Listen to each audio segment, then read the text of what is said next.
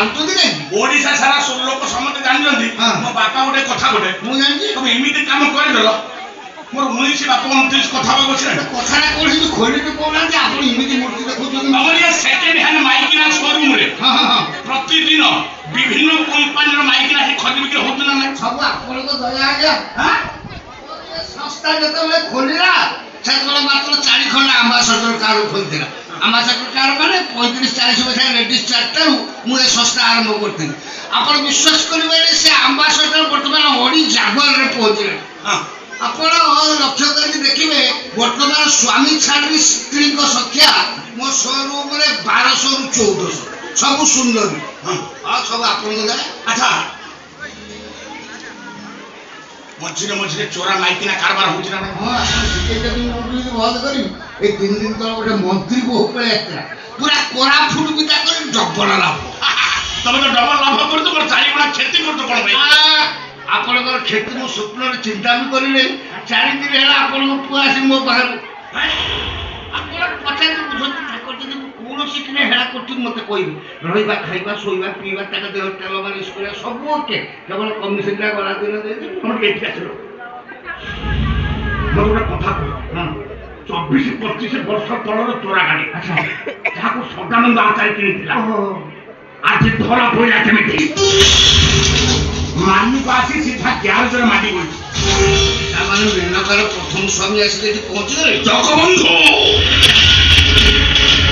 ତମେ ମୋର ପ୍ରିୟ ଲୋକ ସେ ପ୍ରିୟ ଲୋକ ହିସାବରେ କହୁଛି ମୋ ନିରିମାଟି ଭୟ କିଛି କ୍ଷତି ହବ ପୂର୍ବରୁ ତା ପ୍ରଥମ ସ୍ୱାମୀକୁ ଏଠୁ ଉଠାଅ ଉଠେଇବି ତାହେଲେ ଆପଣ ବ୍ୟସ୍ତ ହୁଅନ୍ତୁ ମୁଁ ବଡ ଖଚଡ଼ ଲୋକ ବି ଜିତାଇ ଥାପଡ଼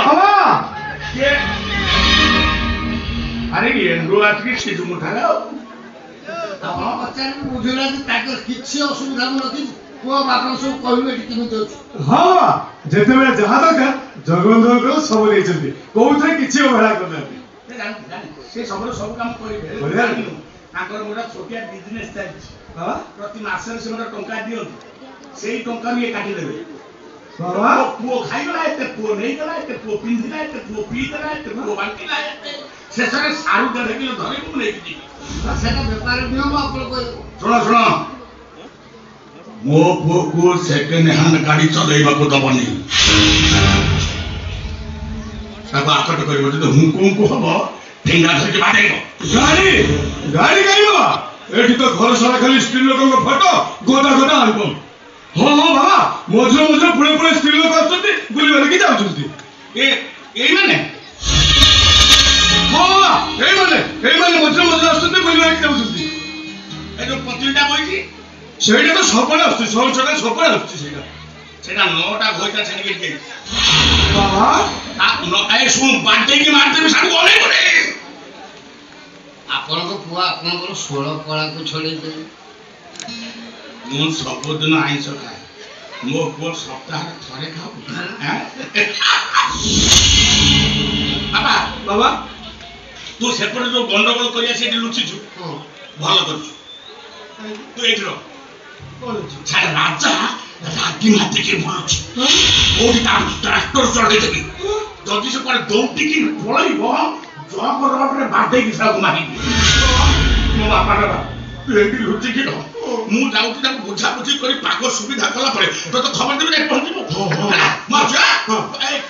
ଖାଇବା ପିଇବା ବୁଝୁ ଥବ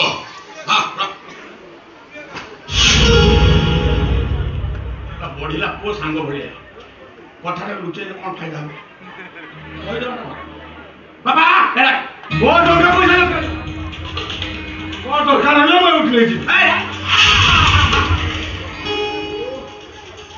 ଦରଜ ରାଣୀ ପାଇଁ ମାଡ଼ ଖାଇଛୁ 15 ଦିନ ହେଲେ ଦେହରୁ ଦରଜ ଯାଇନି ନା ଶୁଣୁ କାଲି ସେଇ ରାଣୀ ଏ ସହରକୁ ଆଇଲା ତୋ ମନୁ ଭାଇକୁ ରୋଷେଇ କରି ଦେବା ପାଇଁ ମାସେ 2 ମାସ ଏଇଠି ରହିବ ବୁଝିଲୁ ଏଠି ପଡି ରହୁଛୁ ରହ କିନ୍ତୁ ନଜର କର ରାଣୀ ଉପରେ ସେ ରାଣୀ ତାକୁ କଥା କର ଛାଡ଼ିବୁନି ବାପର ପୁଅ ଛାଡ଼ିବୁନି ମୋର ବାପା ଗୋଟେ କଥା ଗୋଟେ ତୋର ଯଦି 18 ବାପ 28 କଥା ନ ହୁଏ ଜଗବନ୍ଧୁ ତମେ ଯେତେ ଶୀଘ୍ର ପାରୁଛ ମୋ ଭଉଣୀ ଗୋଟେ ପ୍ରଥମ ସ୍ୱାମୀକୁ ଉଠାଅ ଆଉ ତା ନହେଲେ ତମ ଶୋରୁମ୍ ଭାଙ୍ଗିଦେବି। ଅଣ୍ଡିରି ପୁଅ ଭଳିଆ କାମ କରିବୁ, ପୁରା ଅଣ୍ଡିରି ପୁଅ। ମନେ ରହିଲା, ମୋ ବାପା ଗୋଟିଏ, କଥା ଗୋଟିଏ।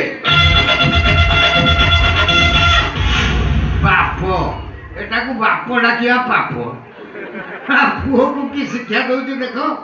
ଆଉ ପୁଅ ବି ସେଇଭଳିଆ ଓଲଟାରେ ଗାମୁଛା ମିଳିଗଲାଣି। ଏ ପୁଅ ବାବା, ତୁ ତ ଏଠି 4 ଦିନ ହେଲା ଅଛୁ, ଦେଖୁଥିବୁ ଆମର ଏଠି ଦୁଃଖ ନାହିଁ, ସୁଖ ହିଁ ସୁଖ। ବହୁତ ସୁଖ। ତୋର ବା ଦରଜ ଅଛି। ହଁ ଶୋଉଛୁ, ତୁ ଯୋଉ ଖଟ ଉପରେ ଶୋଉଛୁ ସେଇ ଖଟ ଉପରେ ମୁଁ ଗୋଟେ B7 କ୍ୱାଟ ଥୋଇ ଦେଇଛି। ଯିବୁ ପୁରା ର ମାରିଦବୁ, ପାଣି ମିଶେଇବୁନି, ଦରଜ ଫଟ କୁଆଡେ ପଳେଇବୁ। ଟୋଟାଲ ସାରି ଦେଇକି ଶୋଇବୁ ସେଇ ଖଟ ଉପରେ, ଉଠିବୁ ପୁରା ସଞ୍ଜୁକୁ, ଯିବା କୁଞ୍ଜୁକୁ। ମନ କହୁଛି ତମେ ହିଁ ପ୍ରକୃତରେ ମୋ ବାପା। ଏ ଖାଲି ମତେ ମିଛଟା ଟଣା ଉଠା କରୁଛନ୍ତି ନା। କାହିଁକି ସେ କଥା ମନରେ ପକେଇ ଦେଲୁ? କାନ୍ଦିଲେ କାହିଁକି? ସେ କଥା ମନେ ପଡିଲେ ମୋ ଛାତି ଭିତରଟା କଣ ହେଇଯିବ। କଣ ହଉଛି? ନା ତୁ ଯା। ନାଇଁ ସେମିତି କେମିତି ଜାଣିଯିବି? ସତ କଥାଟା କଣ ଜାଣିବି, ତାପରେ ଯାଇଯିବି। କଣ ହେଇଯିବ ନା, ମୁଁ କିଛି ଶୁଣିବିନି। ସତ କଥା ମତେ କୁହ। ସେ କଥା ମନେ ପଡିଲେ ମୋ ଛାତି ଭିତରେ ରେଳଗାଡି ପଳଉଛି। ଛାତି ଭିତରେ ଗାଡ଼ି ପଳଉଛି। ସେଦିନ ସେ ଝଡ଼ ବର୍ଷା ରାତି ତୋ ବୋଉ ଆଉ ମୁଁ ପଳେଇଛି। ନା ତୁ ଯା, ମୁଁ ସମୟ ହେଲେ କହିବି। ହଉ ହଉ, ମାଉସୀ ତମେ ସମୟ ଦେଖି କହିବା। ଆଉ କାନ୍ଦିଲେ ହେଲା।